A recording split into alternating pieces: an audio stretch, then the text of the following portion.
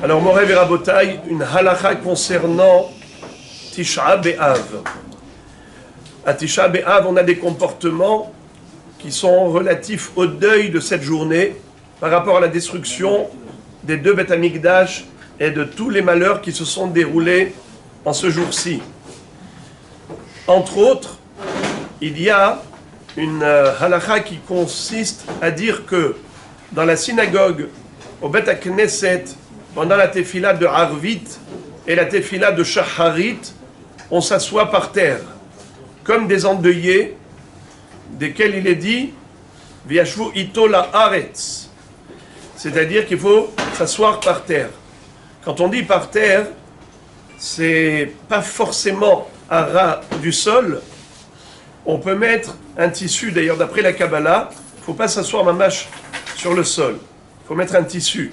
Le Rav Yitzhak Yosef dans Yalkut Yosef a écrit que lorsque nous avons du carrelage sur le sol, alors on peut s'asseoir directement sur le carrelage, on n'est pas obligé de mettre un tissu de séparation comme le préconise les Mekoubalim, de ne pas s'asseoir directement par terre, puisque le carrelage, c'est aussi une séparation entre l'homme et le sol.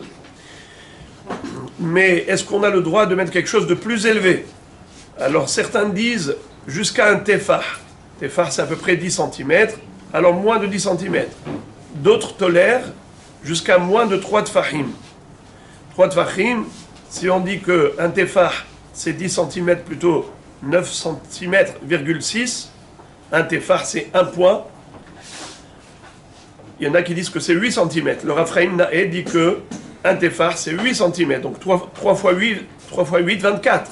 Donc il ne faut pas prendre un tabouret plus haut que 23 cm. Quelqu'un qui veut être mekil, il va suivre le Hazon Ish qui dit qu'un tefah, c'est 9 cm,6. La koula. Alors 3 fois 9,6, ça fait à peu près 28 cm. Jusqu'à 28 cm, il peut s'autoriser de prendre un tabouret qui ne dépasse pas la hauteur de 28 cm. Pourquoi ces tolérances? Parce que de nos jours, on est faible. Avant, les gens étaient souples, s'asseyaient par terre, tchic-tchac. Mais aujourd'hui, quand on est un peu comme ça, bien portant, au Hachem, et qu'il faut tout mettre sur le sol, après on a du mal à se lever, alors on tolère jusqu'à 3 cm de haut. Ça, c'est quelque chose à savoir. Donc, préparez-vous dans le sens où, si vous avez l'occasion d'acheter un petit tabouret, faites-le. Comme ça, à la synagogue, vous ne serez pas bien embêté. Parce que, vous voyez ici la salle, on n'a pas de dossier au milieu de la salle. Donc, s'asseoir par terre sans avoir de dossier, ça peut être compliqué. Alors, je vous le dis maintenant, et dites-le d'ailleurs aux autres, d'acheter un petit tabouret, ça se vend au chouk à 10 shekels, un petit tabouret qui fait moins de 3 tfahim de hauteur pour avoir le confort minimal en s'asseyant proche du sol. On a parlé hier de la Havdalah par rapport aux malades, ou des femmes enceintes, ou des femmes qui allaitent, puisque cette année, étant donné que le Shabbat, le jeûne qui tombe Shabbat est décalé au dimanche, donc le dimanche, même les femmes enceintes et les femmes qui allaitent peuvent manger. Alors qu'en général, à Tisha B'Av, elles n'ont pas le droit de manger. Mais ce Tisha B'Av qui est décalé, elles ont le droit de manger. Alors, puisque c'est Motsa et Shabbat, il faut faire Havdalah. Elles n'ont pas le droit de manger pendant ce dimanche, pendant ce Tisha B'Av, si elles n'ont pas récité la Havdalah. Alors, il faut qu'elles fassent Havdalah. Havdalah comment? De préférence, Hamar Medina. C'est quoi Hamar Medina? C'est pas du vin, c'est le vin du pays. C'est la boisson alcoolisée la plus répandue. Comme par exemple la bière.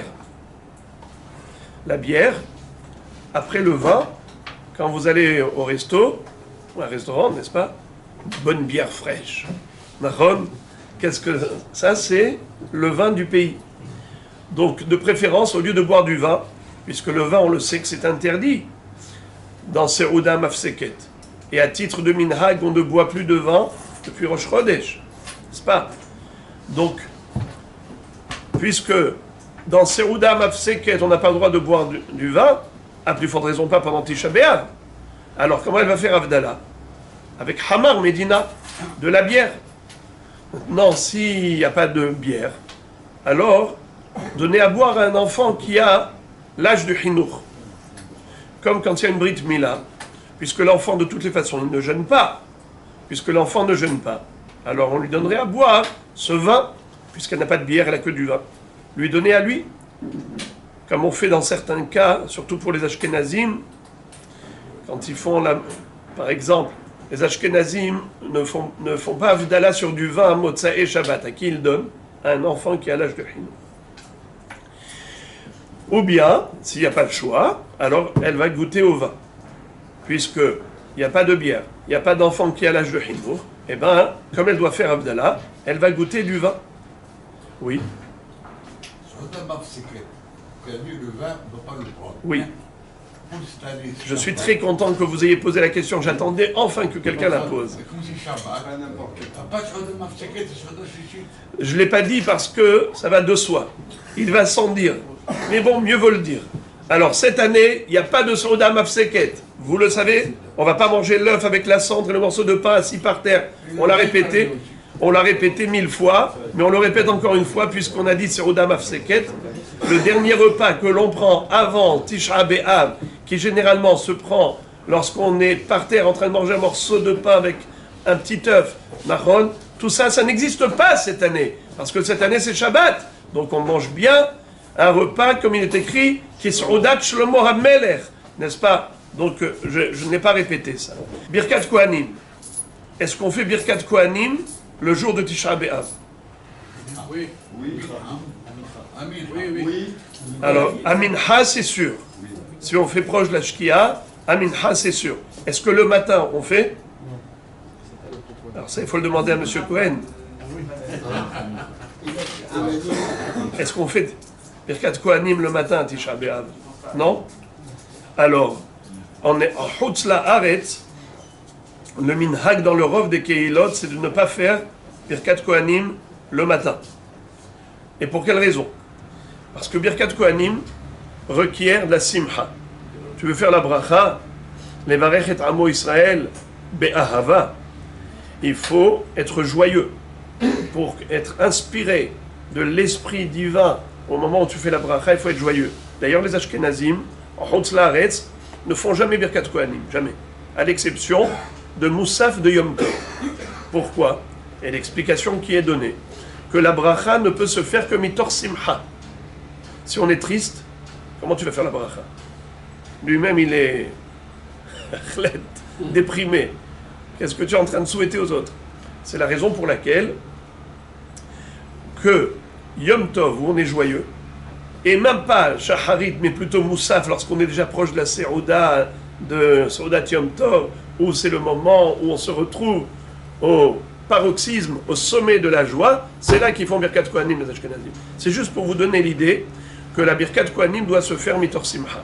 Donc Tisha B'Av, où on est Avelut, eh bien il n'y a pas de Birkat Kohanim le matin dans certaines synagogues. Et ils ne font qu'Aminha parce que c'est l'heure de la naissance du Mashiach et on se remplit de courage. Nahamu, Nahamu Ami. Déjà, après la Hazara de Minha, on commence à rappeler tous ces psukim. Mais à Yerushalayim, les Mekoubalim disent on fait Birkat Kohanim dans toutes les tfilotes. Et beaucoup en Eretz Israël font comme ça. C'est qu'ils font Birkat Kohanim même le matin.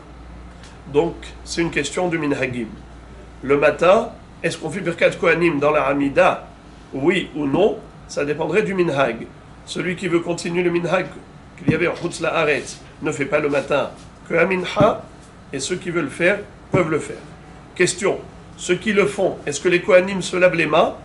Oui. Jusqu'où? Normalement. Jusqu'au poignet. Mais les Lévi'im, le Lévi qui se lave les mains avant de laver les mains du Kohen, alors le Lévi, lui, il se lave que les phalanges. Comme le matin, Netilat Yadayim de Tisha B'Av, il se lave que les phalanges, que les doigts, pas la paume de la main. Ainsi. Pareil, quand on sort des toilettes, on ne se lave pas toute la main. On se lave que les doigts. Maintenant, une femme qui va cuisiner, est-ce qu'elle a le droit de se mouiller les mains en cuisinant? Faire rentrer ses mains dans les légumes et ainsi de suite avec de l'eau. C'est motard. Parce que le issour, c'est de se laver pour le plaisir. Le issour, c'est de se laver pour le plaisir. Mais si on ne se lave pas pour le plaisir, c'est motard. D'ailleurs, c'est pour ça que les Kohanim ont le droit de se laver les mains normalement. Parce que c'est pas pour le plaisir, c'est pour la mitzvah. Et donc, on a compris que, voilà, il y a quelques halachot de restrictions qui sont relatifs au deuil pour le Horban Bet Hamikdash et même d'ailleurs pour la cigarette. Est-ce qu'on a le droit de fumer la cigarette pendant Tisha B'Av? On avait dit hier que de respirer les Bessamim, c'est assourd à Tisha B'Av. Pourquoi? Parce que tu vas te faire plaisir. C'est la raison pour laquelle on a annulé les Bessamim Motzae Tisha B'Av.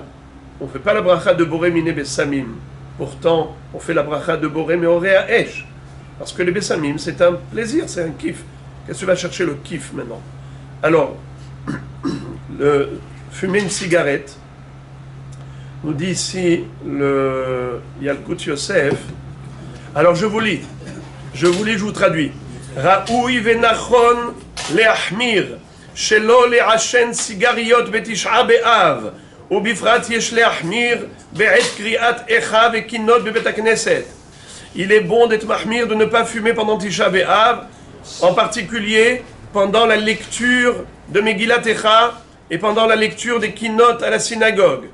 Aval et tzorech ktsat, kegon misheragil me'od be'ishun, mais quelqu'un qui en a besoin parce qu'il a l'habitude de fumer régulièrement. Et il souffre beaucoup de l'abstention de fumer.